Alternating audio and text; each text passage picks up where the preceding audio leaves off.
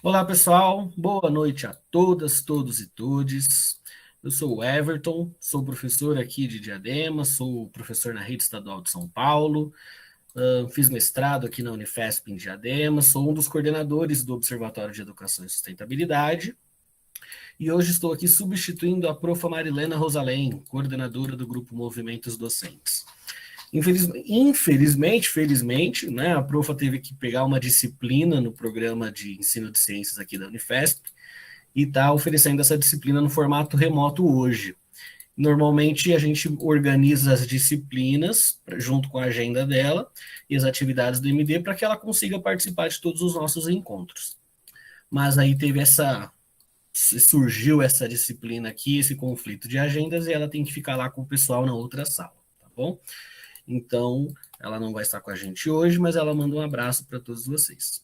Sejam bem-vindas e bem-vindos. Hoje nós temos conosco a profa Irani Ferreira. Ela é professora aqui da Unifesp também, de outro campus, né, do campus lá de São Paulo. Ela atua no CDES, Programa de Ensino de Ciências, Ensino de Saúde. Espera aí, Ensino em Ciências da Saúde. Ensino em Ciências da Saúde. Legal. Seja bem-vinda, Irani. A profa Irani, ela atua na formação docente, a formação e desenvolvimento docente, e hoje ela vai discutir aqui, trouxe um tema bem bacana para a gente falar nesse encontro formativo, que é sobre a avaliação de aprendizagem. Sem sombra de dúvidas, um tema bem polêmico, que tem muito pano para manga, né, Irani? Pois é, tem mesmo. Irani, como você prefere? Você prefere fazer a apresentação e que o pessoal deixe perguntas e comentários para o final, ou que a gente vá interagindo ao longo da sua fala? Olha, eu acho que como preferir. Eu preparei uma apresentação para não ser muito longa, para poder dar mais tempo para conversar. Então, eu acho que se alguém quiser conversar durante a apresentação, também não vejo um problema grande, não. Eu acho que vai ficar até mais interessante, porque a partir da experiência é que a gente aprende, né? Uma coisa é o que a teoria traz, a outra é o quanto que a experiência do nosso cotidiano, seja como professor ou como estudante, nos ensina, né, da vida como ela é. Então, acho que vocês Perfeito. fiquem à vontade.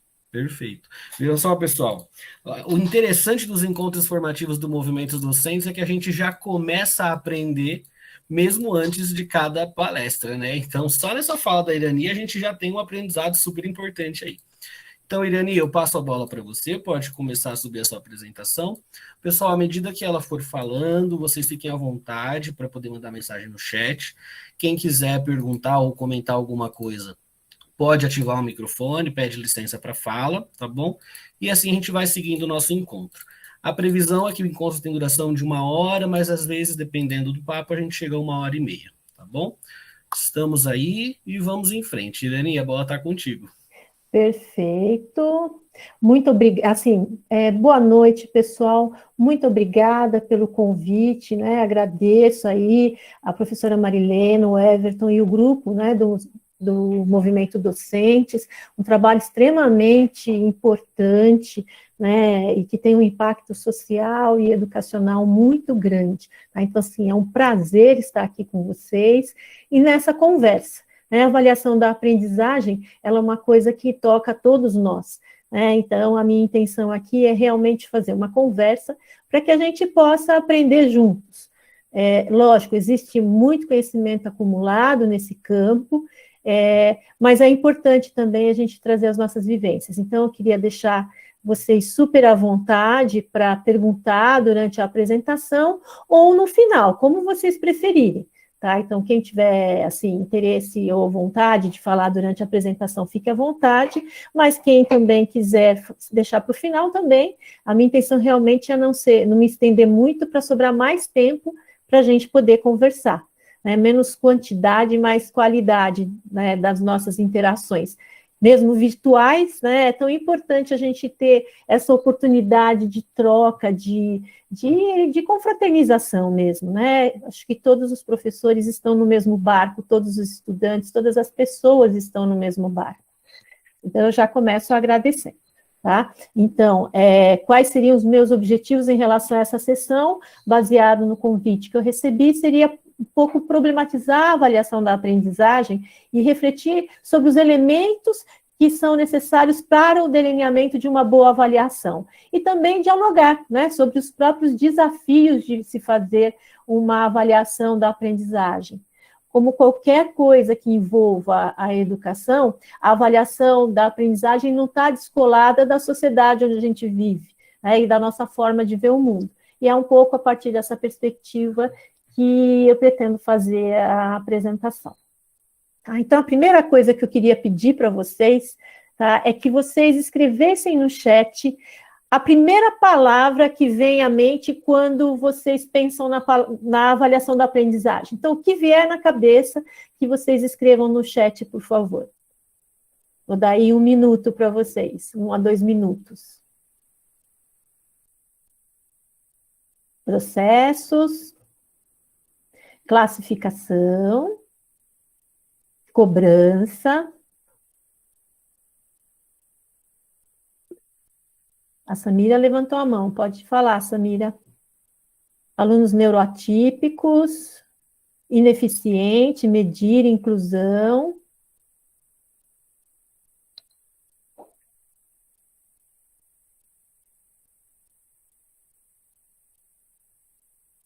Mais alguém que gostaria aí de se manifestar? O que vier na cabeça, gente, essa é a brincadeira. Acompanhamento, nota, adaptação.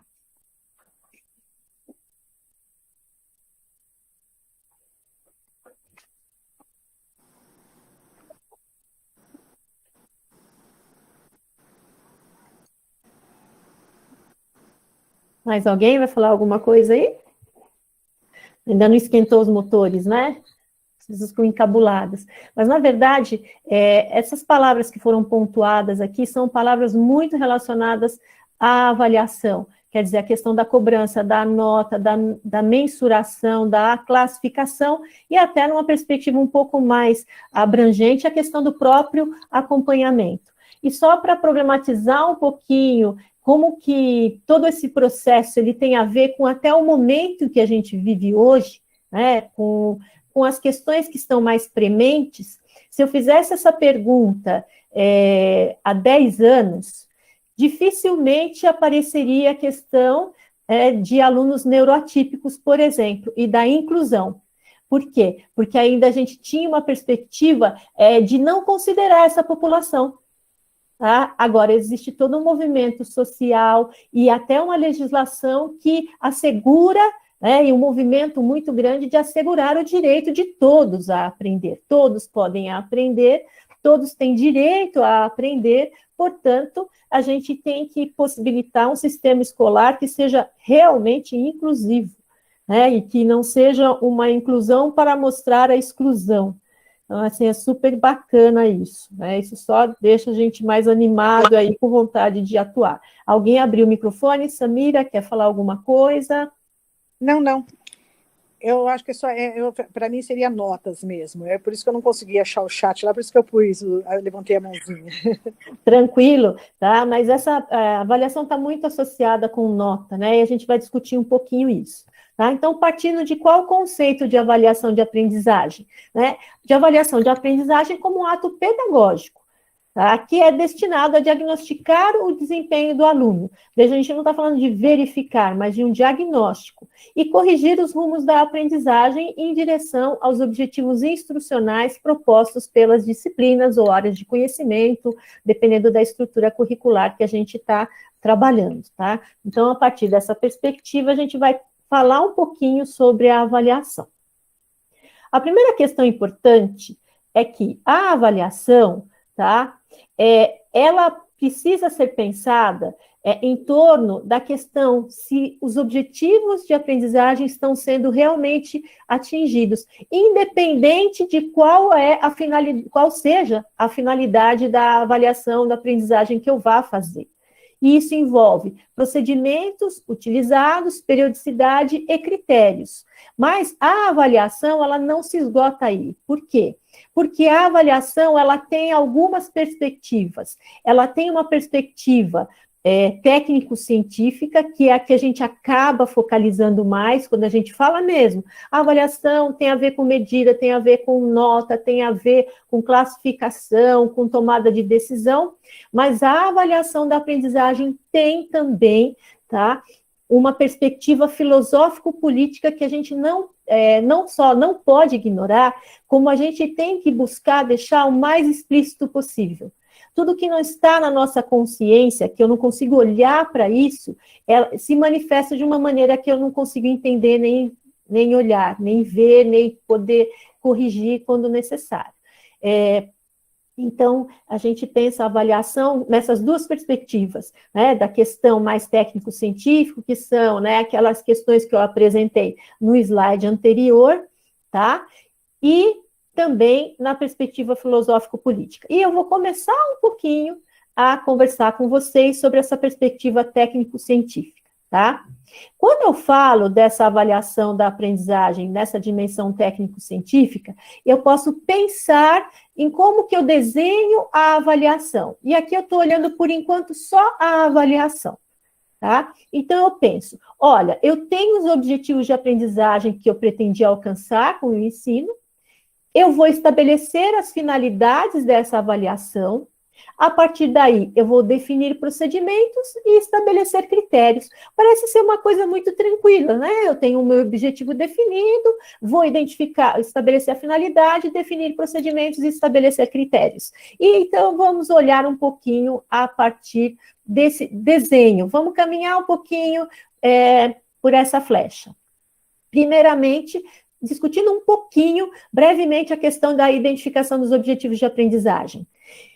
Sempre é preciso lembrar que, por mais que a gente atue numa área de conhecimento específica, quando eu falo de avaliação da aprendizagem, eu estou falando da formação e do desenvolvimento do indivíduo como um todo, certo? Então, mesmo que eu trabalhe com ensino, eu vou dar o meu exemplo, tá? Eu sou professora na graduação, na universidade de metodologia científica.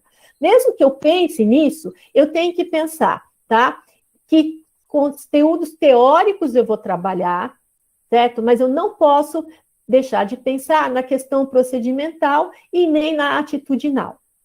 Quando eu penso assim, eu vou falar, tá, como é que eu vou pensar os meus objetivos em relação à questão teórico, conceitual, procedimental ou atitudinal? E aí a gente tem vários modelos. Para a questão teórico-conceitual, para os conteúdos teóricos, a gente usa muito o que a gente chama de taxonomia de Bloom, que foi revisada. Que ele vai trabalhar, tá? Eu vou falar isso de uma maneira bem resumida, em torno das operações de pensamento que eu preciso fazer durante a aprendizagem de algum construto teórico.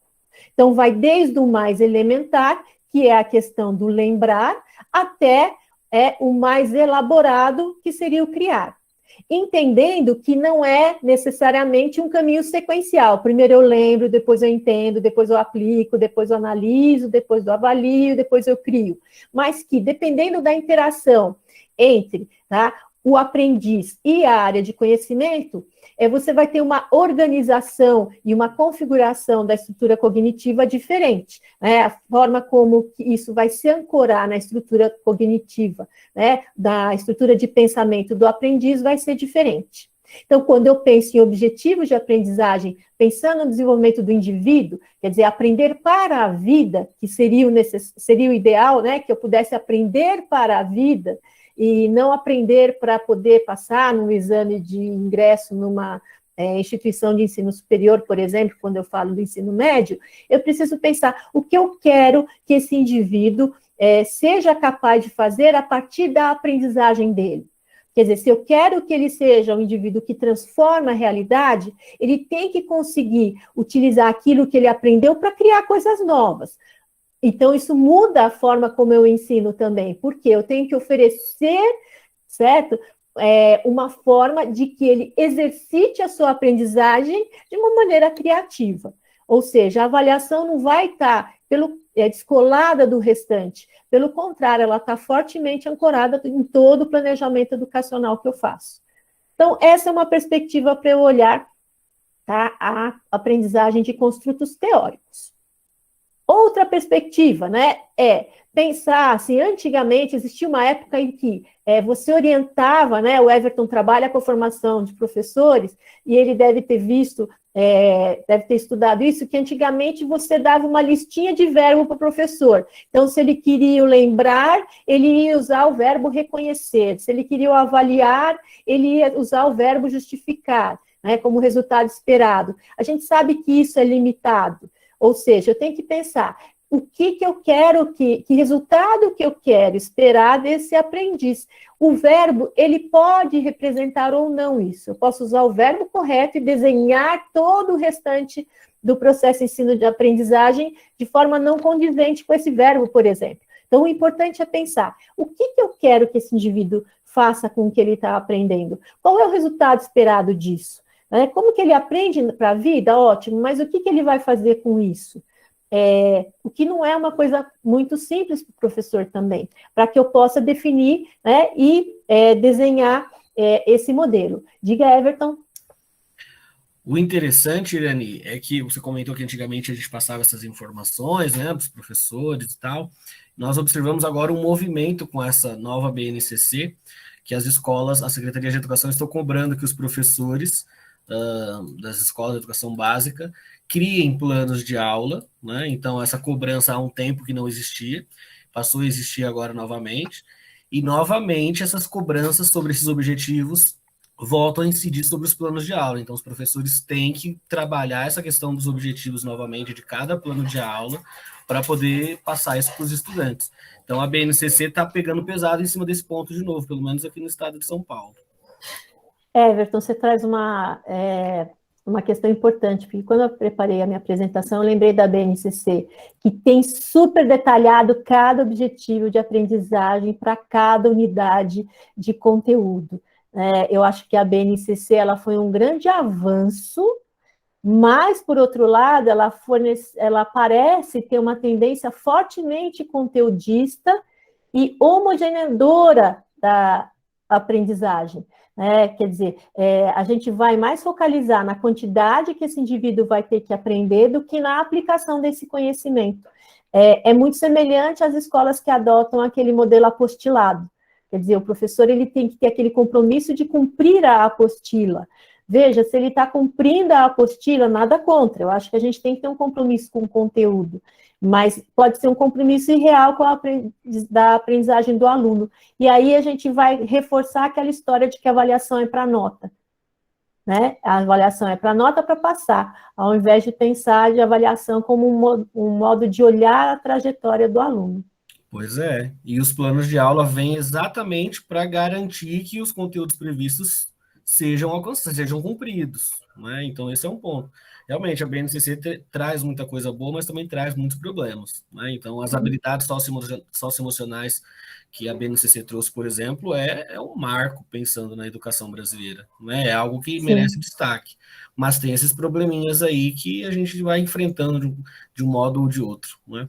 Sim, acredito que seja a questão da nossa mobilização como instituição formadora, de uma participação mais forte, né, das instâncias, né, de todos os envolvidos, principalmente dos professores que estão na educação básica, que é essa força, né, a maior força de professores que a gente tem no país, é a força dos professores da educação básica, que são os mais enfraquecidos, né? Tem uma inversão aí, quer dizer, esses professores teriam que estar na ponta da valorização da carreira, né? Teria que ser, assim, beijar a mão, né? Encontrar um professor da educação básica, eu tinha que falar, nossa, que legal.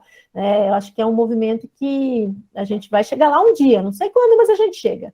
Né? A gente já chegou em tanta coisa, eu acho difícil, eu sou mais otimista do que pessimista.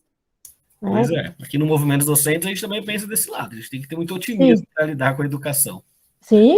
A Lara tem um comentário interessante aqui, ela mencionou que ela teve que fazer um plano de aula para um trabalho aqui na Unifesp e que ela sofreu bastante para organizar as ideias da BNCC do ensino médio, né, que antes os temas eram mais direcionados, né, os conceitos, e que agora a questão de ciências da natureza, pensando no aspecto geral, fica um pouco mais confuso para criar os planos. Esse é um ponto, né? Quem pega a BNCC e não tem o hábito de lidar com documentos governamentais aí sofre, né? O professor do ensino fundamental e médio que pega a BNCC, pega as habilidades para poder elaborar um plano de aula, por exemplo, sofre bastante, né? Então, é um pontinho aí.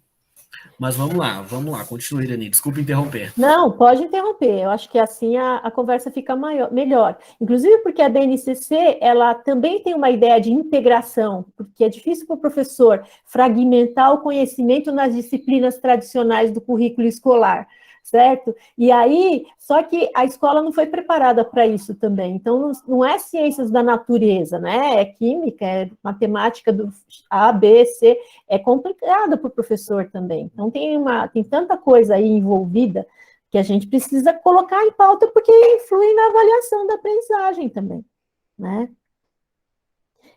Uma outra coisa, né? E a questão dos domínios procedimentais, quer dizer, quantas habilidades o estudante desenvolve durante a sua formação?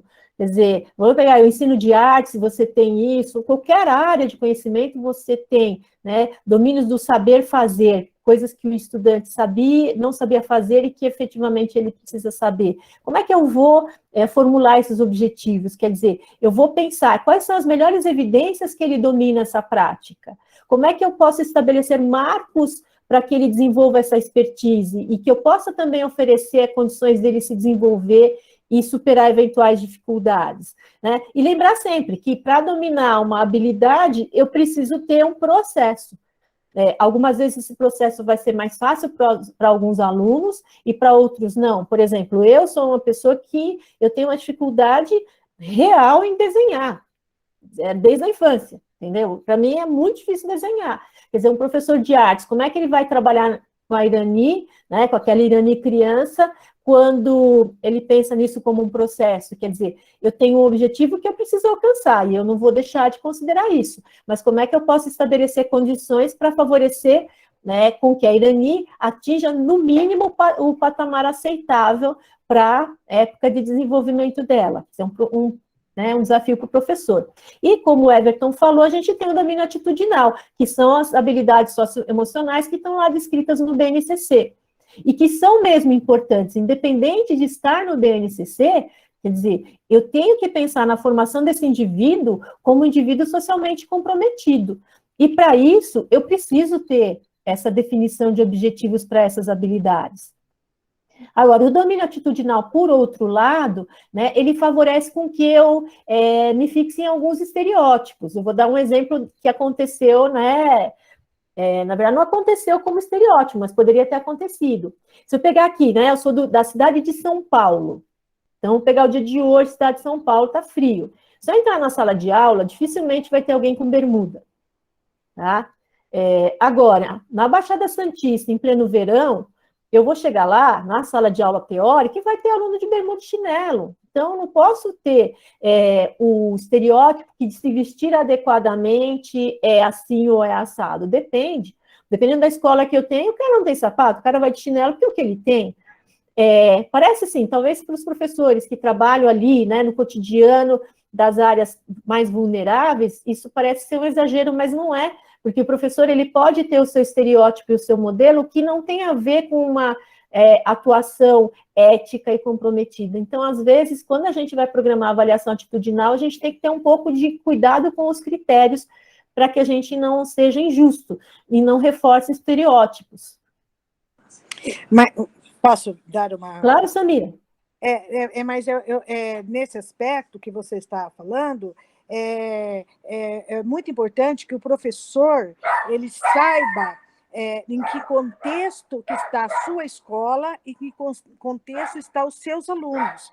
Muitas vezes, o professor nem sabe que contexto que está aquele aluno e a própria escola em que ele dá aula. Então, a gente tem que tomar um pouco de cuidado com isso também, porque, às vezes, o aluno, ele até pode ser um aluno que esteja numa situação social mais baixa, mas eu acho que a gente tem que tomar cuidado para a gente também não chegar naquela história de pode de qualquer jeito, entende? Então, o professor tem que ter essa visão do meio que ele está e favorecer esse aluno a ir para a escola de uma maneira adequada, sim, porque a gente eu vejo pela experiência minha já de muitos anos na escola, e eu sou professora e fui professora do fundamental, né? Muitas vezes a gente também deixa passar por passar também. Então, eu acho que temos que ter uma noção, assim, temos que estudar o ambiente que a gente está na escola. E às vezes a gente pode fazer muito com muito pouco. Samira, eu concordo que você tem que ter bom senso. Eu acho que a questão, basicamente, é essa de bom senso mesmo. Quer dizer, existe o comportamento aceitável, quer dizer, não é tudo pode, né? Então, eu preciso entender que esse indivíduo ele tem que aprender as coisas que sejam adequadas. Eu vou dar um exemplo bem claro de estereótipo, tá? Que isso eu vi por um depoimento, nem foi de uma brasileira. É uma moça...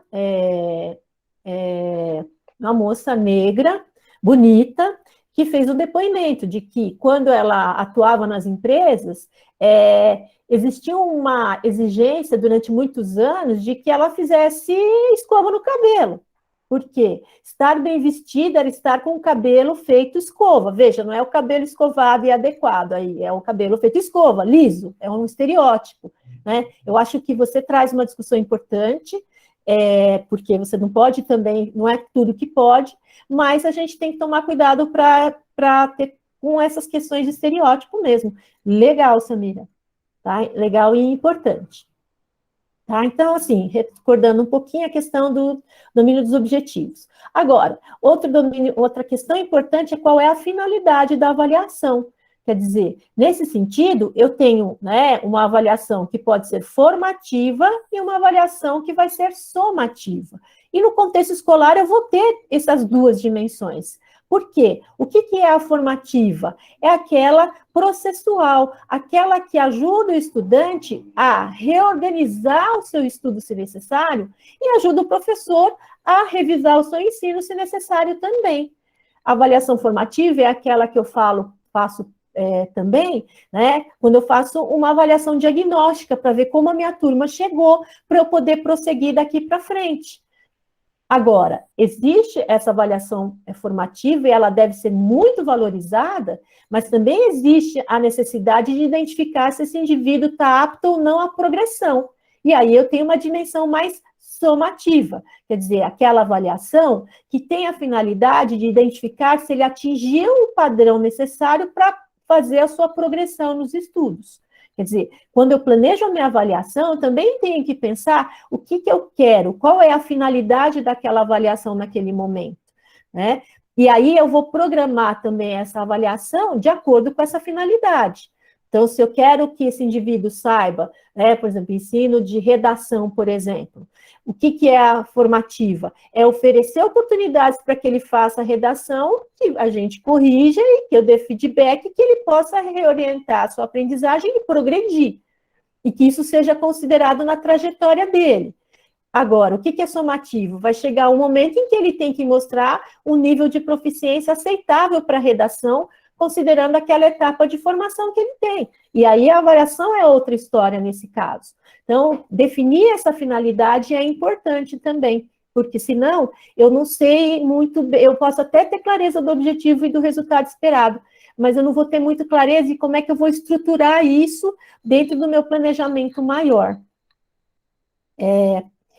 E, nesse caso, só esquematicamente, né, o que seria a avaliação diagnóstica, aquela do início que eu faço para saber se, por exemplo, aqueles conhecimentos prévios que eu preciso que ele tenha para poder se desenvolver bem na minha disciplina, se eles estão bem ancorados. Então, isso seria a avaliação diagnóstica. Eu teria também uma avaliação formativa, que é aquela processual, e que eu considero a trajetória do estudante, e aí, no final, eu teria uma avaliação mais somativa. Apto à certificação, apto à progressão, ou ainda não? Vai para uma recuperação? Vai para a recuperação e vai ser reavaliado, quer dizer, essa avaliação somativa para aquela tomada de decisão em relação à progressão.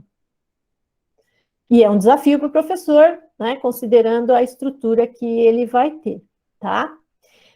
A partir daí eu defino o procedimento, quer dizer, a maior parte dos procedimentos que a gente conhece, principalmente na universidade, que isso é forte, né, a bendita prova. Mas, na verdade, dependendo do objetivo que eu quero alcançar e do resultado que eu espero, é que eu vou desenhar esse sistema de avaliação. E aí, os procedimentos são muitos. Aqui eu elenquei alguns. Quer dizer, existe aquela avaliação teórica tradicional, que pode ser dissertativa, que pode ser de múltipla escolha, existe, né, a questão da prova prática, quando eu quero fazer uma prova de uma questão mais procedimental, existe a prova oral, que durante muito tempo despertou um pânico total para os estudantes, mas que às vezes pode ser a melhor solução para aquele aluno que tem uma dificuldade de expressão escrita e não tem uma dificuldade de compreensão do conhecimento. Então, ela é um elemento extremamente potente para não excluir o indivíduo, por exemplo, que tem algum distúrbio específico de linguagem, né? Eu tenho a questão da autoavaliação, que está muito relacionada também ao desenvolvimento de habilidades socioemocionais, né, de autoscopia para o estudante, aqueles ensaios, trabalhos escritos, seminários, trabalhos em grupo, atividades que eu desenvolvo em sala, ou seja, os procedimentos são muito, assim, são inúmeros, tá? E mais outros que a criatividade do professor desenvolveu. E aí, como é que eu escolho esse procedimento? De acordo com a finalidade, com os objetivos que eu quero alcançar, com os resultados esperados. E eu também vou considerar quais são os critérios.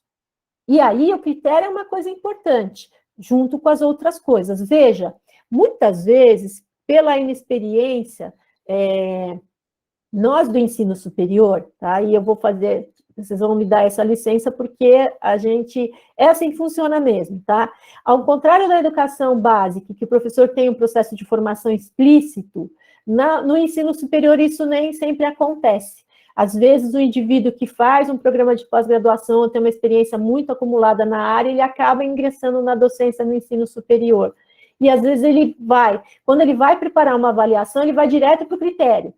A nota máxima mínima é 6, aí eu preparo a minha prova, e eu aplico a minha prova, tirou 6, ou acima, passa, tirou 6 ou abaixo, está retido. E eu não considerei essas outras dimensões. Na educação básica, isso já é diferente. Quando eu estabeleço o critério, né, o que eu espero com isso? Espero definir as regras do jogo, quer dizer, quais são as regras para que eu possa decidir. E aí, o quanto é importante eu pensar na qualidade, né, da tomada de decisão, e não na potência de classificação no ambiente escolar. Porque essa classificação, ela não é motivadora. Eu sou de uma geração em que se classificava para tentar, tinha a ilusão que incentivava o aluno com dificuldade a alcançar o aluno mais bem-sucedido. Na verdade, hoje ninguém discute isso. Na verdade, você mostra o quanto ele está distante, e isso é desmotivador. E, algumas vezes, esses critérios são definidos pela instituição. A gente também tem que pensar que, algumas vezes, eles estão definidos. Porém, isso não tira a possibilidade da gente trabalhar mesmo assim.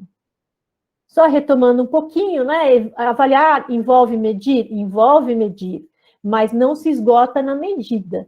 Ou seja, quando eu faço uma avaliação, eu atribuo um valor, eu atribuo, né, uma qualidade para aquilo que eu estou medindo. E aí, a partir daí, eu faço a minha tomada de decisão. Existem 2 tipos de medida, quando eu falo de avaliação, né, o que a gente chama de referenciada por norma, que seria aquela avaliação que é muito usado, gente, esse critério referenciado por norma, ele é mais adequado para exames de seleção. Por quê? É aquela prova de grande proporção, em que todo mundo faz, você faz o levantamento de desempenho, lógico, vamos pensar um concurso público, tem a nota mínima que o indivíduo tem que tirar para poder progredir, mas geralmente você faz um desempenho classificatório. Né? Então, aí eu faço, né, a curva do desempenho dos participantes e estabeleço um critério.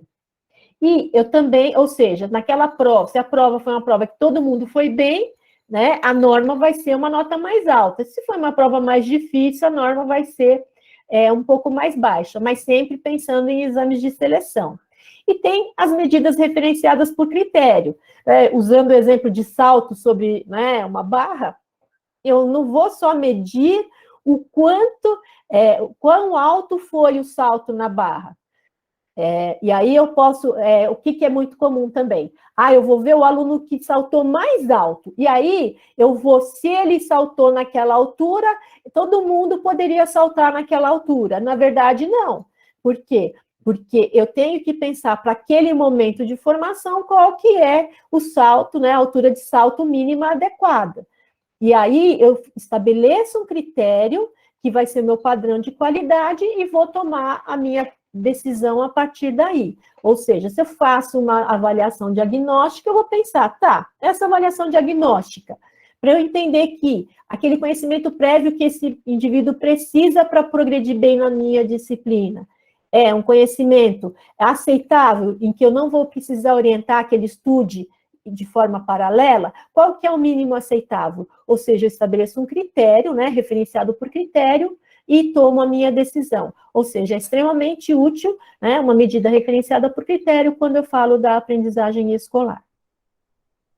E um exemplo clássico, né, o que a gente chama de rubrica de avaliação. Então, num ensaio escrito, por exemplo, um trabalho escrito, eu definir os aspectos que vão ser avaliados, descrever o que eu espero desses aspectos e atribuir um valor, um peso ou um ponto a partir disso. Quer dizer, uma rubrica de avaliação, ela é, né, um exemplo de você estabelecer um critério aí para a sua avaliação. E aí, né, a gente entra no componente da avaliação clássico. Eu vou fazer uma medida, né, vou estabelecer um julgamento, ou seja, eu vou avaliar o resultado dessa medida e vou tomar a minha decisão. Isso seria o aspecto mais técnico-científico da avaliação, tá?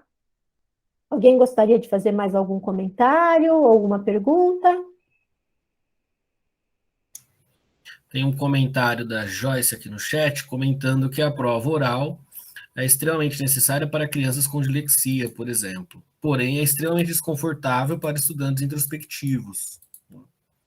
Pois é, Joyce, você fala uma coisa muito legal, porque assim, a gente às vezes fala, aluno com dislexia vai fazer uma prova oral, porque aí ele vai poder mostrar o quanto ele sabe sem escrever. Depende de como aplicar essa prova, porque se eu fizer uma prova para falar, você caricaturesca, tá? Já que você não consegue escrever, vamos fazer prova oral, né? Se eu fizer isso, eu não estou mostrando, não estou oferecendo para ele condições de que ele faça uma avaliação justa. A gente não está falando de uma concessão, a gente está falando de justiça, de critério inclusivo. Mas, se o aluno mais é introspectivo, como é que a gente vai pensar de propiciar isso de uma maneira de que não seja uma maneira que seja violenta para ele? Tá? Porque, assim, na verdade, o que nós somos, dá muito exemplo para o aluno. Né? Tem até um ditado popular que fala assim, olha, o que você grita tão alto no meu ouvido que eu não consigo ouvir o que você diz. Então, assim, isso é importante. A gente está sendo espelho para os nossos alunos. Então, a capacidade que a gente tem de ser inclusivo, inclusive com oportunidades justas, não é nivelar por baixo, não, viu, gente? Oportunidade justa vamos voltar até um pouquinho ali, pensar assim, né? Quando eu falo de oportunidade justa, eu estou falando o seguinte, eu estou estabelecendo um critério de qualidade, certo? Que esse indivíduo tem condições de cumprir. Eu não vou colocar a barra no chão para ele pular a barra, mas eu vou colocar uma barra que ele mostre que ele se desenvolveu numa altura justa mesmo. Equidade, exatamente, Joyce. Equidade é um conceito extremamente importante que a gente morre de medo de usar, tá? Não dá para tratar igual o que é diferente. Tá? E isso, algumas vezes, alguns estudantes com dificuldade, eles nem querem dizer que tem dificuldade porque eles não querem ser tratados diferentes, né? Eles não querem, esse é um problemão, gente, me dá só um minutinho. Um problema técnico aqui, se bem que isso não vai atrapalhar muito, mas só um minutinho, me desculpa. Eu estou com dois computadores, e um está com cabo e o outro não. E eu esqueci. Só um minutinho.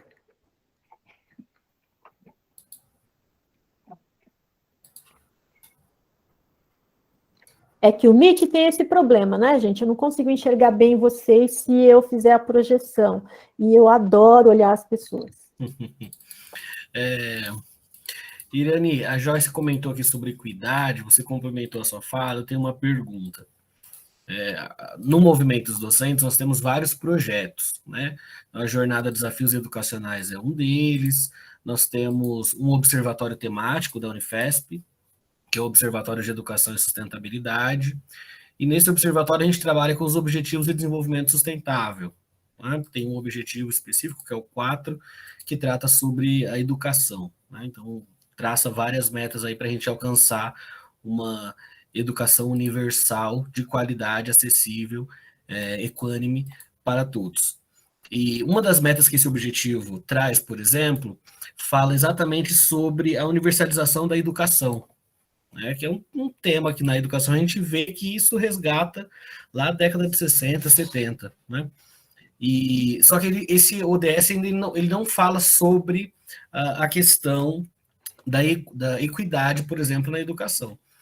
E a Joyce comentou aqui esse termo, me veio à mente como que a equidade é vista nas pesquisas dentro da avaliação de aprendizagem, por agora, né, nas pesquisas recentes, considerando também o que você começou a sua fala lá atrás, falando que, deixa eu resgatar aqui, por exemplo, que alunos neuroatípicos, eram estudantes que nós não pensávamos há alguns anos dentro da avaliação de aprendizagem, e que agora já é algo que já está se pensando muito mais, já está sendo trabalhado. E essa questão da equidade como um todo, como isso está sendo visto dentro desse campo de avaliação de aprendizagem? Na verdade, Everton, a questão da equidade no campo educacional, não só na avaliação, porque a avaliação é a ponta, né? Eu acho que a gente está, assim, a gente está só, não sei nem se a gente está engatinhando ou se a gente está aprendendo a sentar. Por quê? Porque os professores, vou te dar um exemplo, a Lei Brasileira de Inclusão, ela garante ao indivíduo com deficiência uma série de direitos que as escolas não assumem. Nem estou falando das escolas públicas, que têm as suas dificuldades. Às vezes, na escola pública, você tem muito mais recursos, inclusive, muito mais... não vou falar recurso, porque dá a impressão que é o recurso só, mas você tem mais uma posição muito mais assertiva do que muitas escolas muito bem-sucedidas particulares. Por quê? Porque você não assume ainda, os professores não estão preparados. Você tem que ter uma formação para o professor, tá? Porque não é justo, você exige que o professor trabalhe com equidade, mas você não fez um processo formativo para que ele possa trabalhar. E aí ele não sabe trabalhar, não é que ele tem má vontade, tá? Se você pegar quantas pessoas têm má vontade, algumas tem, como para tudo na vida, mas quantos professores tiveram uma formação para, por exemplo, professor de português que tem formação para poder fazer o atendimento geral, não especializado de um aluno com dislexia. Saber olhar e saber que o aluno tem dislexia, por exemplo. Ou descalculia, então é mais sério ainda, tá? Então, assim, eu acho que a gente, do ponto de vista de equidade educacional, a gente avançou muito porque tem uma lei, tá? Isso seria impensável. Eu sou da época que era classe especial. E a brincadeira era falar, você está na classe especial? E ninguém achava ruim isso, era normal. Hoje isso é inaceitável. Agora, eu acho que a gente está aprendendo a sentar, não está nem engatinhando. Por quê? Porque as instituições não estão preparadas para ter o atendimento educacional especializado. Quando tem o atendimento educacional especializado, é uma profissional que tem formação para atender algumas escolas. A criança que teria direito ao acompanhante terapêutico na sala de aula não tem esse profissional. Então, assim, eu consigo dizer que a coisa melhorou porque hoje a gente tem quem defenda os direitos. Mas a gente tem que caminhar muito. E aí é o papel da universidade. Eu acho que a universidade agora, né, eu vou falar da federal, ela 50% é para cotas, o que é extremamente justo. E uma parte, considerando a proporção de pessoas com deficiência na população, é assegurado vaga para essas pessoas. Com isso, todo mundo vai ter que pesquisar e todo mundo vai ter que aprender. Legal, importante. Você comentou, finalizou a resposta falando da universidade, né? Universidade Federal e tal. E tem um ponto que eu queria te perguntar. Na verdade, eu acho que é mais para polemizar, talvez, né? Para a gente olhar aqui para nossa própria casa. A Joyce não, a Débora comentou aqui sobre como trabalhar a avaliação no retorno às aulas, né? No ensino remoto. E aqui na Unifesp Diadema, especificamente, por exemplo, nós estamos observando professores que estão pulando, exatamente como você mencionou agora há pouco, pulando as etapas, indo direto para o ponto de critérios. Né? E esses professores são professores que estão formando professores. Então, isso é um problema gigante que a gente está enfrentando aqui. Eu venho conversando com as minhas orientadas de iniciação científica, eu falo, gente, tentem observar essa dificuldade, porque elas sofreram nesse semestre com isso. Tentem observar isso como algo do que não fazer. Tentem observar essas estratégias, metodologias que os professores estão utilizando para o que vocês vão levar isso para a sala de aula lá na educação básica. Porque realmente tem umas coisas que a gente observa que é da formação do professor. Né? Então, se o professor, na formação inicial dele, teve contato com esses tipos de avaliação, baseada apenas em critério, pulando outras etapas, né? Então, se a avaliação é apenas somativa, por exemplo, então, na hora que o professor chega no contexto da educação básica, o professor vai basear em que, olha, tem que fazer essa atividade porque essa atividade vale 10, se não fez essa atividade, a sua nota é 0. Né? E não tem todo esse percurso, esse processo de avaliação que você tem mostrado para a gente aqui. Então, acho que isso é um ponto importante a ser discutido também. Pois é, né? Olha só que coisa, que ironia, né? Você teria coragem de fazer uma cirurgia numa pessoa? Tá? Tô com apendicite, a gente está na selva, eu tô com apendicite. Você me operaria? Pois é. Então, gente, professor é profissão. Como qualquer outra área, como um cirurgião, vai exigir conhecimentos, habilidades e atitudes para o exercício da profissão. E isso precisa ser assumido e avaliado. Né? Por quê? Porque o professor, muitas vezes, né, eu acho que na educação básica isso ocorre menos, até porque tem a oportunidade de planejamento mais participativos, mas o professor da educação superior, ele é avaliado pela sua pesquisa. Tá? Porque se ele não for avaliado pela sua docência, realmente em termos de qualidade de docência, ele vai atrás de aprender a avaliar, ele vai atrás de aprender uma série de coisas, né? Eu entendo que exista desconhecimento, mas eu também entendo que tem que mudar a carreira do professor. Se não mudar, eu acho meio complicado mesmo. Né? E a gente ainda está engatinhando na formação do professor, e a gente tem que avançar muito na formação do formador de professor. Né? Se eu trabalho com formação de professor, o meu compromisso com aprender coisas novas tem que ser... Eu estou com 54 anos, sinto muito, eu vou continuar estudando. Ou vou deixar de ser formadora de professor. Eu também posso optar de falar, não, agora eu não quero mais. Mas tem que estudar, né? Pois é, a responsabilidade triplica. Sim. Nós estamos trabalhando com professores que vão formar estudantes que vão ter as suas N profissões, né? Sim. Então, esse é um ponto, como eu passei aqui para as minhas orientadas, que é algo que, olha, a gente tem que avaliar essa situação como um todo. Inclusive, falei, olha, se eu fosse vocês, na minha época de graduação, pegava centro acadêmico, pegava DCE aí e ia colocar a boca no trombone. Porque tem umas coisas que, ainda mais nesse formato de ensino remoto, a cabeça não aguenta, a cabeça surta, né? Então, nós temos um formato que a Prograde determina de avaliação, considerando todo o contexto pandêmico, né? E aí o professor dá um jeitinho, utiliza de uma estratégia ali, dá uma saidinha para conseguir enfiar o 0 a 10 dentro desse conceito. Né? Então, olha só como que é a coisa. Ao invés de eu me adaptar a essa estratégia, eu vou me adaptar, mas de uma forma que seja o suficiente para mim, e não para o estudante, né? Para quem eu estou formando. Então, é um problema. Eu até comentei com elas, falei, olha, eu quero que vocês falem lá, mas elas estão meio sem graça. Falei, então eu vou conversar sobre isso com a Irani, com o pessoal, porque acho que são pontos que a gente tem que refletir. né? Discutir a avaliação é algo que tem que ser permanente, a gente tem que discutir constantemente, né? Pois é, Everton, sabe uma coisa que me assusta? Eu entrei na universidade em 91. A maior parte dos nossos estudantes, acho que nem você tinha nascido ainda, tá? Naquela época, mandava quem podia, obedecia quem tinha juízo. Tá? Um professor, naquela época, decidia que ele não gostava da turma, ele reprovava praticamente todo mundo e ficava por isso mesmo. Hoje a gente tem, né, eu vou falar da nossa instituição, não posso falar das outras. A gente tem normas, a gente tem diretrizes, a gente tem espaços de representação, e os estudantes não sabem o poder que eles têm, como que eles não falam.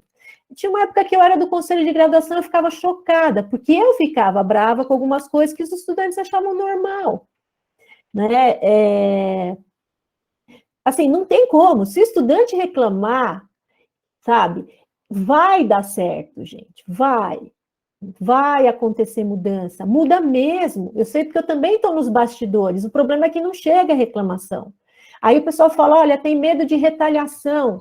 Gente, nenhum professor quer ficar mal na foto, entendeu? Não vai querer. Às vezes o professor, ele está por ignorância. Então, assim, precisa às vezes de o chefe dele chegar e falar, não pode. Só que o aluno não exerce o poder que ele tem. É impressionante, eu fico impressionada. Num movimento muito mais democrático, né? Hoje é mais democrático e os alunos são calados. Né? Mas não tem o que fazer, não posso falar, né? Posso chegar lá e falar para o aluno, vai lá e faz, porque isso tem que partir deles também, né? Mas é estranho.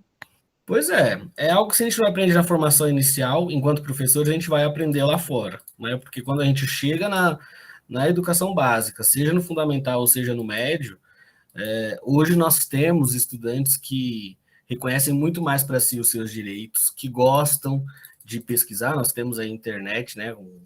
É um mundo de informações aí na palma da mão. Então, aqui em Diadema, por exemplo, nós tivemos há uns 2 anos vários estudantes de ensino médio que fecharam escolas porque governos e professores não queriam dar aula no período noturno, né? Então, os estudantes fecharam as escolas e ocuparam as escolas porque eles queriam as aulas. Né? E os professores não queriam dar aula naquela escola à noite, o governo queria fechar salas à noite. Então, toda essa situação nós observamos em estudantes do ensino médio. Então, se hoje, enquanto na formação inicial, os nossos estudantes não tomam para si a responsabilidade, essa parte da responsabilidade da sua formação, de brigar pela sua melhor formação, na hora que ele chegar na sala como professor, como professora, ele vai ter estudantes que vão fazer isso, né? Que querem o melhor ali para si. Então, é um ponto importante aí. E aí ele vai reclamar que os estudantes de hoje não são igual aos de antigamente. Pois é. Né? Ele vai reclamar, olha, o melhor estágio que esses estudantes podiam fazer é no campus Baixada Santista, porque os estudantes de lá, eles se mobilizam mesmo. Então, eu falo da Baixada porque eu trabalhei lá. E é ótimo. Eles falam, a gente não quer isso, então nós vamos... Assembleia. É assembleia, e pronto. É muito legal. Mas aprende, gente. A vida é boa porque a gente pode aprender sempre. Essa é a parte legal de estar vivo. Né? Só um parêntese. No Fundamental 1, né, as crianças do infantil e do Fundamental 1, muitas vezes não é o aluno que vai falar, seriam os pais. E muitas vezes a escola ela não dá essa chance para os pais falarem. E às vezes os pais, principalmente de escolas públicas, eles se sentem inferiores quando no sentido de falar e colocar os seus protestos. Então, também uma coisa que eu acho que a educação tem que favorecer é essa questão da participação da família na escola. E isso no colegial o aluno já consegue fazer, mas quando se trata do infantil e do Fundamental 1, os pais que deveriam ter essa participação. Eu vejo que muitas vezes se despreza esse questionamento que os pais poderiam fazer. Então, a escola, o professor, às vezes, ele se esquece que os pais poderiam dar grandes ideias e sugestões para que o ensino fosse melhor, entendeu? Então, também tem isso Sim. também. Os pais ficam muito esquecidos na primeira fase da educação. Eu acho que você lembra um ponto extremamente importante, Samira. Por quê? Porque a escola, ela deveria ser parte da sociedade, né, e do entorno. E muitas vezes é como se ela fosse uma célula, né, uma célula de aprimoramento social, e na verdade não é, certo? Até porque ela tem que estar ancorada no seu território. E é verdade, às vezes os pais se sentem, né, principalmente nas escolas públicas mesmo, os pais se sentem inadequados para poder sugerir, pelo contrário, eles entendem da vida, do cotidiano, e um aprende com o outro. Se a gente possibilitasse a presença dos pais, né, e valorizasse, porque permitir você permite, agora o quanto que isso o professor valoriza, né, a direção valoriza a presença do pai na escola, né? Isso é um elemento de transformação social incrível. Que esse cara que hoje é ouvido na escola, amanhã ele está sendo ouvido na UBS, né? E aí a gente sai, né, a gente muda o mundo, né? Essas pessoas podem mudar mesmo. Isso é legal. E aí a gente entra na nossa outra dimensão, ó. Sem querer a gente entrou, que é a dimensão filosófico-política da avaliação.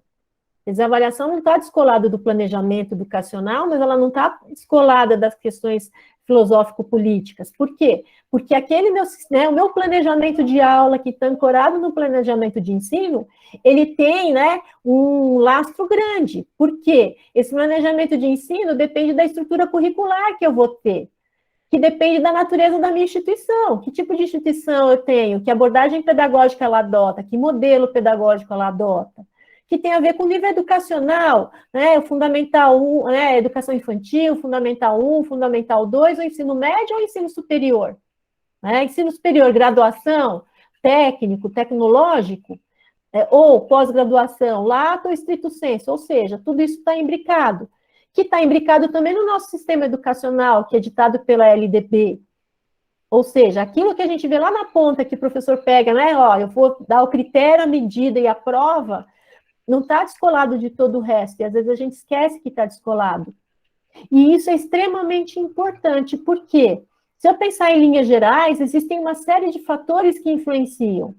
Aquilo que eu acho que é só decidir se a média é 6, se eu fiz a prova, ele tirou 6, né, passou, menos que 6, ele não passou, depende de um monte de coisas que já foram comentadas. O que eu concebo como educação? Educação como reprodução de conhecimento, reprodução da informação, reprodução social, educação como uma oportunidade de justiça social, de transformação social e de equidade. Dependendo do que eu acho que é educação, da finalidade da educação, eu vou ter uma forma de proceder como professor. Né? Como é que eu acho que as pessoas aprendem? O quanto eu sei sobre como as pessoas aprendem? Se eu acho que eu aprendo só quando eu lembro, eu vou ensinar de um jeito, e vou pedir uma avaliação que ele me mostre que lembrou. Se eu penso que aprender é conseguir aplicar esse conhecimento de uma forma criativa, eu vou ensinar para que ele seja criativo, aplicando aquele conhecimento, e eu vou avaliar de acordo. Né? Depende de qual tendência pedagógica. Eu sou daquela professora que acredita naquele professor como detentor da informação, autoridade máxima na escola, né, e repertório cultural. Aí eu vou ensinar de um jeito e ele tem que, ele vai ter que mostrar na avaliação que ele reproduz o meu repertório. Se eu penso que o indivíduo, né, a questão, né, mais humanista, onde eu valorizo o desenvolvimento humanístico do indivíduo, eu vou tentar ensinar e avaliar para que ele mostre o seu potencial. Qual é a visão de sociedade que eu tenho? Uma sociedade por castas? Não precisa estar na Índia para a sociedade ser por castas, gente. A gente tem, né? A gente mora num país com uma concentração de renda extremamente restrita, né? Entre muito poucos detém grande parte do patrimônio do país, e que a gente tem uma dificuldade enorme de possibilitar a ascensão social das populações menos favorecidas. Se eu achar isso normal, se eu defender aquela meritocracia injusta, eu vou acreditar que a chance de qualquer um estudar é a mesma, e não é. Eu posso estar exatamente num território, numa rua, na mesma rua, casas iguaizinhas, famílias iguaizinhas. Se a criança tem o estímulo dos pais para estudar, ela vai conseguir ter um espaço para estudar dentro de casa. Se o pai não sabe da importância de estudar ou não acredita mais, porque ele acha que tudo é a mesma coisa, a criança não vai ter espaço. Ou quando ela não quiser estudar, o pai não vai incentivar, porque ele acha que não adianta. Quer dizer, a educação não é neutra, a avaliação não é neutra. Se eu acho que eu sou, como professora, melhor que o meu estudante, porque eu tenho um repertório cultural.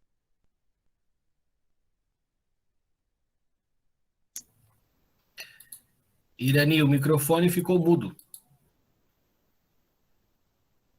Espaço, perdão. Esbarrei na tecla espaço, gente, obrigada.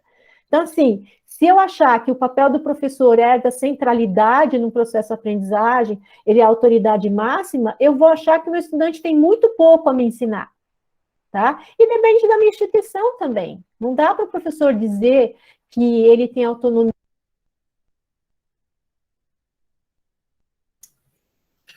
Opa, alguém desativou.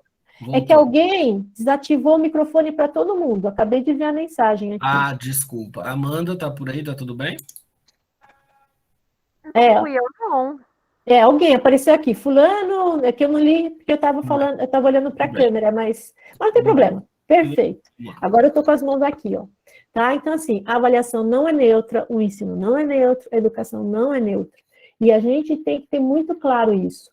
Né, que o fato da gente procurar estabelecer, né, do ponto de vista técnico, né, a melhor forma de ensinar e de avaliar o estudante com a melhor possibilidade de equidade e de justiça também, né, não quer dizer que não tem uma dimensão filosófico-político aí, né, que eu preciso considerar e defender. Qual é a sociedade que eu defendo?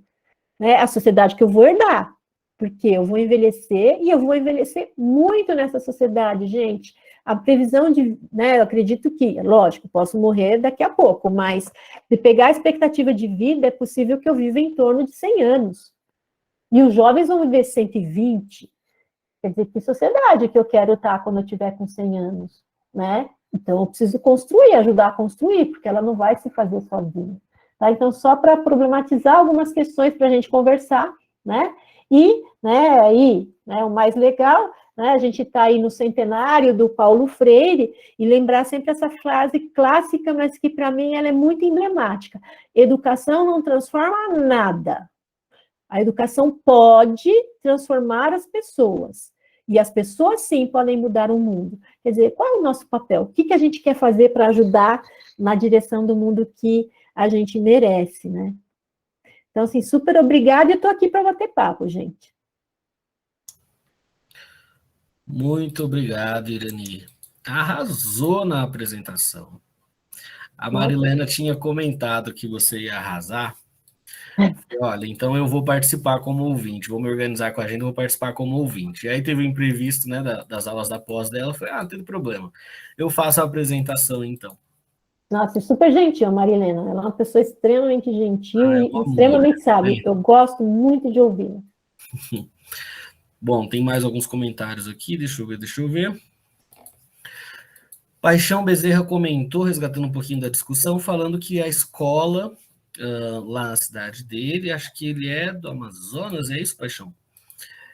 Oferece palestras e reuniões para discutir diversos assuntos voltados à aprendizagem dos estudantes, mas que os pais, os responsáveis, poucas vezes aparecem, não se interessam por esse ponto, né? Acho que é um pouquinho do que você falou agora no final, né, que é a questão de problemas estruturais na sociedade, né?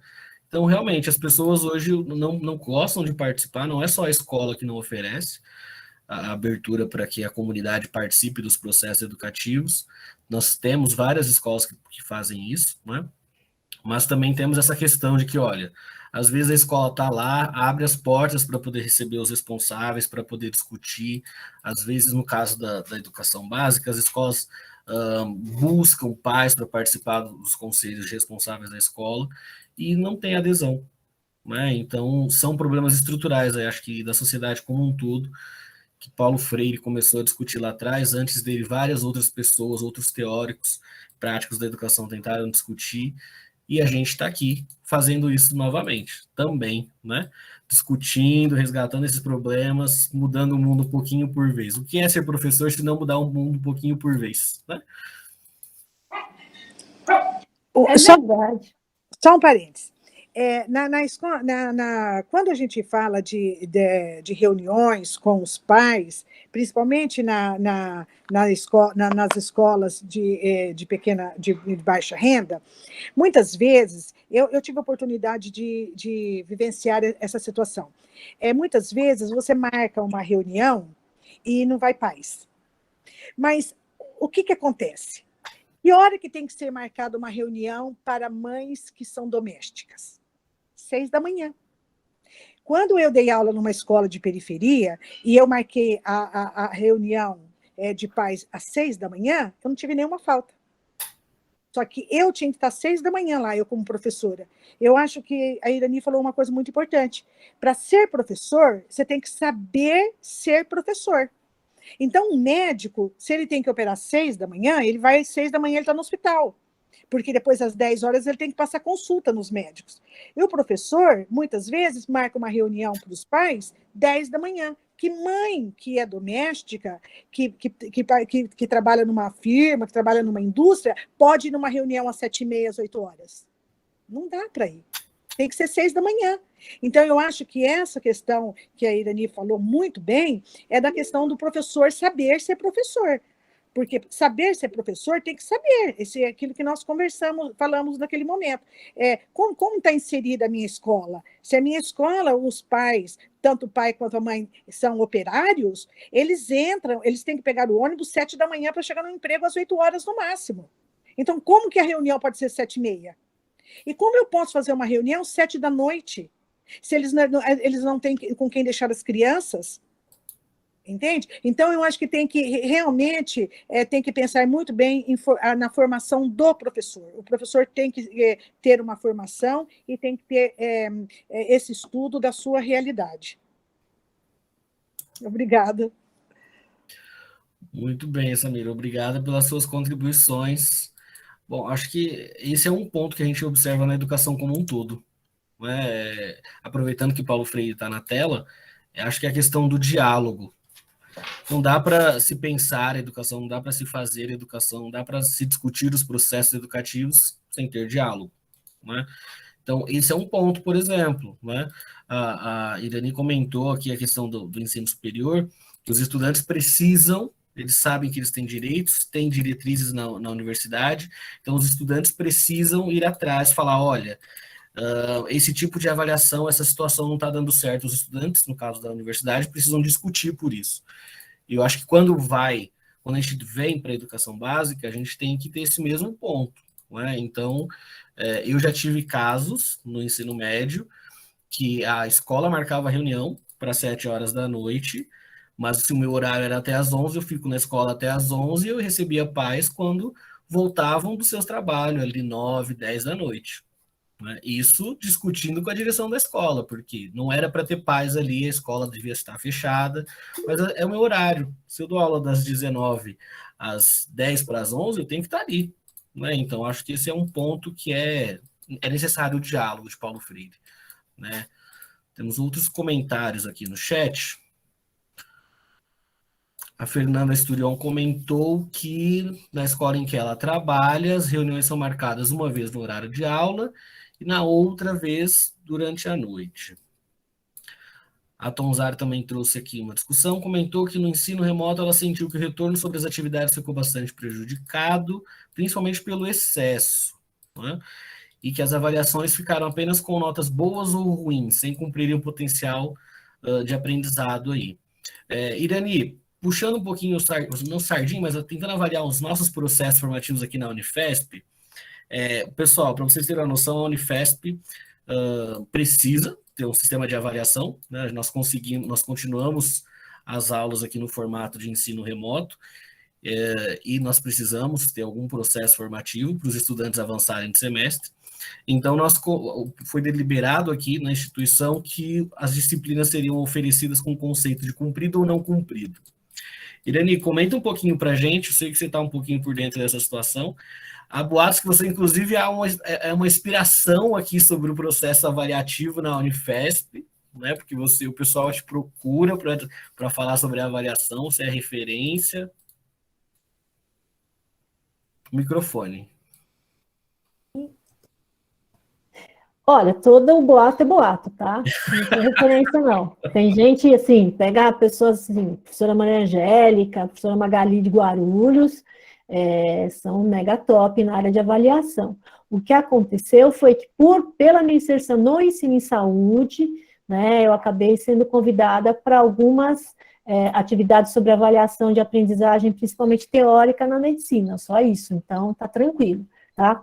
Eu acho, veja, assim, pensar desde março de 2020, todo mundo teve que sair da zona de conforto, tá? Não teve outra alternativa, e na verdade, o que acontece? Estava todo mundo muito acostumado àquele critério de dar nota, e aí, veja, aquela conversa mesmo de querer ser justo e dar uma nota justa, e avaliar se o aluno vai ser um bom profissional lá na frente, etc. Com a diretriz de que não se pode dar uma nota, né, e toda diretriz, ela é resultado de um consenso, tá, e de votação, então, assim, não foi uma unanimidade, tinha gente que considerava que podia dar nota sim, e aí acabou sendo votado, e aí tem aquela, né, queda de braço, né, de quem queria, de quem não queria. A questão do cumprido e não cumprido, ela não é muito diferente da média 6 ou 7, né? Vamos pensar, 6, 7, 8, 9, média 6 ou média 7, qual que é a melhor? Não sei qual é a melhor, porque depende de como que eu vou elaborar minha avaliação. Então, assim, eu não vejo problema em ser cumprido ou não cumprido, mas o professor fica apavorado. Apavorado, por quê? Porque ele pensa na avaliação pela nota. Prova, nota, juízo. Sendo que ele precisaria ver quais são os resultados esperados, o padrão de qualidade mínimo para esses resultados, e aí é cumprido ou não cumprido, não tem problema. Por quê? Porque aquele indivíduo, ele mostrou o desempenho mínimo aceitável, tá? E aí eu não preciso classificar, né? Eu acho que o legal do cumprido e não cumprido é que não classifica ninguém, tá? O nocivo do cumprido e não cumprido é que aquele indivíduo que tem um desempenho excelente, que eu podia cobrar um pouco mais dele, porque ele podia dar mais, ele acaba virando café com leite. E isso pode desestimular ele na frente de se dedicar mais. Então, assim, tem uma resistência, sim, para o cumprido e não cumprido. Tem os dois lados, tem a resistência de quem não sabe fazer, tem a resistência do estudante também que fala, é só cumprido e não cumprido, eu preciso me dedicar muito. Mas é um processo, alguma decisão tem que tomar para ter equidade, né? Porque as condições para os estudantes fazerem o curso são muito difíceis. Você tem estudante que não foi na universidade nenhuma vez, os ingressantes desse ano não foram, não conhecem, né? Então, veja, eu não acho um conceito confortável. Quando eu fui planejar minha disciplina, eu não achei nada confortável. Mas eu tive que ficar lá o dia inteiro fazendo desenho no papel, porque eu sou bem analógica, eu adoro tecnologia, mas para pensar eu penso com caneta na mão, até desenhar um processo e falar, isso é aceitável, isso não é aceitável. Inaceitável, não cumprido. Aceitável, cumprido. E depois disso, super trunks. Agora, algumas horas planejando a avaliação, né? E aí você vai publicar menos. Também tem isso. E no caso da universidade, né, é o publique ou pereça. Exatamente. Isso é um problema. Paga-se um preço. Joyce levantou a mão. Oi, professora, boa noite. Boa noite, pessoal. Olá, Joyce. Ouvindo a sua construção, me lembrei de uma coisa. Trabalho com alunos autistas, né? E nós temos dentro da análise do comportamento exatamente isso do cumprido e não cumprido, a hierarquia de ajuda que consiste na aprendizagem sem erro, né? Sempre me foi muito questionado, quanto aluna, né? Depois como profissional da área da educação, mas como aluna, por que a gente precisa errar para aprender? Porque o trauma, eu tenho muita dificuldade até hoje com o ensino da matemática, e me traumatizei muito a ponto de ter pesadelo com a minha professora que lecionava matemática, né, na época do Fundamental 2. E isso nunca fez sentido para mim. Aprender ou ser avaliado em cima de um trauma, em cima de um medo, em cima de um número, né? E dentro da análise do comportamento, a hierarquia de ajuda para o autista, a gente prioriza o oposto a isso. O ensinamento sem o erro. Então, você vai ter, o que a senhora perguntou, a primeira palavra que vem à nossa cabeça, no sentido de avaliação, né? E eu coloquei processos, porque não tem sentido eu passar por um processo, para mim, tá? Eu estou falando na minha visão pedagógica, passar por um processo, caminho das pedras mesmo, para no final eu reconhecer que aquilo foi um aprendizado. O que acarretou esse processo? Será que foi positivo? Será que foi negativo? Será que eu poderia ter aprendido mais se não houvesse tantos erros? A senhora falou da motivação, né? O aluno estar desmotivado diante do erro, desmotivado, na figura de incapaz, né? Então, a gente, dentro da educação especial, a gente viabiliza a aprendizagem sem erro, e eu acho que isso tem que ser levado também, principalmente para o Fundamental 1, né, onde os números não são tão importantes, né, entre aspas, não tem um rumo profissionalizante ainda, para essa aprendizagem ser suave, ser gostosa, ser lúdica, ser fortificante, não traumatizante. A questão, tem um artigo, eu não lembro se é a própria Lea de Presbíteres que fala com o erro como virtude, alguma coisa parecida com isso, porque o problema não é errar. O ser humano tem um defeito, e eu também tenho esse defeito, não sou diferente como um ser humano, de fazer comparações. Porque se eu me comparar, se eu usar o meu desenvolvimento com um padrão de comparar com o do meu colega, tá? Isso vai ser motivo de angústia, porque algumas coisas eu jamais vou conseguir fazer como ele, e tudo bem, né? Agora, quando você, né, eu acho que a questão é que o erro na educação é desvalorizado, no sentido de que você errou porque você não sabe, ao invés de pensar, você errou porque você está aprendendo. Quando você souber, você não erra mais. Se você errou, não é porque você não sabe, porque você é incapaz, é porque você não aprendeu ainda. Entendeu? Se eu encontrar com vocês daqui a 10 anos, pode ser que alguns de vocês me deem uma aula de avaliação que eu falo, gente, descobri o mundo. Por quê? Porque eu só estudei antes de vocês. Isso não me torna mais capaz e vocês incapazes. Mas eu acho importante a gente pensar que erro quer dizer que eu não aprendi ainda, que eu estou no exercício da aprendizagem, né? Agora, é oferecer condições justas para que o indivíduo aprenda. E isso não é fácil. Lara? Oi, pessoal, boa noite. O meu relato, assim, é mais um desabafo, né? O meu orientador, ele tinha dito ali que eu estava com vergonha de passar a vocês a minha experiência dentro do sistema AD, né? Mas eu acho que esse final de semestre me fez refletir um pouco mais, assim, sobre o que foi a experiência do ensino remoto, né? Porque, de fato, foi um processo difícil para todo mundo, tanto professores quanto alunos.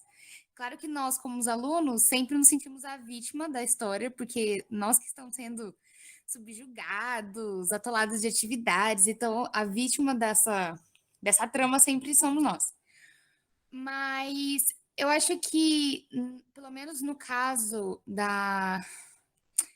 do curso de ciências, pelo fato da gente estar estudando, tendo contato com essa questão da pedagogia, de formação de professores, e até mesmo, eu acho que o empenho dos professores de ciências em fazer e dar muito feedback sobre as atividades, teve muita interação com os professores, coisa que no presencial não tinha. A gente não tinha essa abertura muito assim sobre o que vocês estão sentindo, como que está a matéria. Então, eu acho que essa troca que os professores começaram a fazer acabou consolidando um pouco essa ideia do que é ser professor. Porque no meu caso, quando eu comecei a entender o que é ser professor, eu comecei a entender melhor o que é ser aluno. Então, quando eu recebia determinadas notas, porque a nota sempre tem um efeito ou muito negativo ou muito positivo sobre a gente, não adianta, ela tem um efeito psicológico. No meu caso, surtei algumas vezes. Everton viu o meu surto em algumas atividades, porque, de fato, a quantidade, o excesso de atividade que nós tínhamos que fazer era muito grande. Mas, claro, assim, tudo dentro da realidade daquela matéria. Então, não tinha como julgar o professor, condenar o professor por ter passado aquilo. Ele estava fazendo o trabalho dele, que era de passar as atividades e, ainda assim, preocupado em dar essa troca, em fazer essas discussões. Então, em algumas notas que eu acabei recebendo, eu aceitei, ainda que fossem vermelhas, né? Fossem baixas, eu aceitei elas numa naturalidade muito maior do que se fosse no presencial. Por conta da devolutiva, porque eu estava entendendo aonde eu estava errando. E o entendimento, assim, de que não, dessa vez eu não consegui parar, não consegui estudar, então eu não consegui me dedicar para entender. Ou se eu achei que eu entendi errado. Mas o professor veio e explicou, coisa que no presencial não tinha. Então, para mim, o EAD ele está sendo assim, nesse ponto, está sendo consolador porque a gente está conseguindo entender aonde que a gente está errando. E talvez no próximo semestre, que tende a se manter, né, à distância ainda, possa ser que a gente consiga levar numa naturalidade ainda maior, porque talvez a gente esteja se acostumando. E é isso.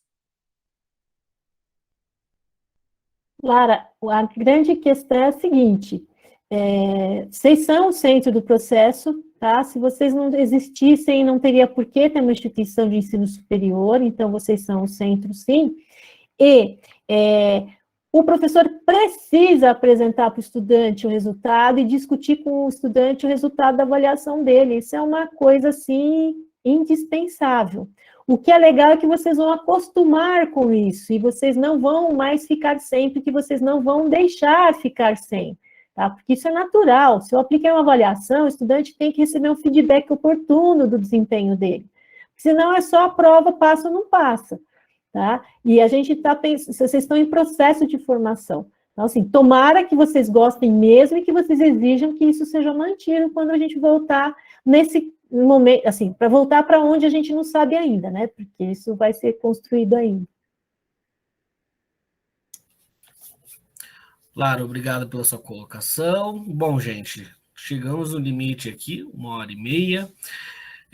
Olha só, para vocês terem uma noção, eu dei uma fuçada aqui na nossa playlist dos demais encontros da jornada, e só outro encontro chegou também a durar 1h30, né? Então a maioria está durando 1 hora. A gente vai observando quando que o papo é interessante, quando o tema é muito importante, algumas pessoas vão se envolvendo e se sentem à vontade para falar. Isso é muito importante. É justamente por isso que o grupo Movimentos Docentes vem oferecendo esses encontros formativos, as atividades, os cursos, para que professores e professoras e também estudantes possam ter o espaço para fala que normalmente a gente rala para ter aí nas nossas instituições, seja na escola, seja no ensino superior, né? Bom, para a gente finalizar, eu gostaria de deixar o convite para vocês. Meninas, por favor, coloquem no chat o link do Congresso Movimentos Docentes. Esse congresso vai acontecer agora nos dias 14, 15 e 16 de outubro. É um congresso gratuito. Nós passamos de 4.500 inscritos, salvo engano. O congresso nasceu ano passado como encontro nacional, agora já é um congresso internacional, né? Então, o evento está crescendo bastante. É um evento feito por professores e professoras, para professores e professoras, né? O nosso slogan, por assim dizer. E esse ano, graças a todo o empenho de toda a equipe do Movimentos Docentes e toda a rede de contatos aqui de professores que a gente está tendo no Brasil inteiro e em alguns outros países lusófonos, nós conseguimos grandes nomes para o nosso evento. Então, nós temos já confirmados o professor Carlos Rodrigues Brandão, na abertura solene. Temos confirmados também o professor Libânio, né, PUC Goiás, também vai oferecer uma palestra. Temos confirmado, faltando acertar apenas o horário, o professor Leandro Carnal, né? Então, estamos ralando aí na programação, uma programação muito bonita, são mais de 50 atividades para vocês. Então, por favor, se inscrevam, compartilhem com suas redes e vamos seguindo aí nos próximos encontros da jornada também, ok? Irani, em nome do Movimentos Docentes, muito obrigado por estar aqui com a gente hoje. Sua fala foi enriquecedora, esperamos revê-la em outras atividades do grupo, tá bom? E muito obrigado novamente aí por todo esse aprendizado, por toda essa discussão. A gente gosta muito de discutir. Professor é um bicho que gosta de discutir, né? O trem, para conversar, não para mais. Olha,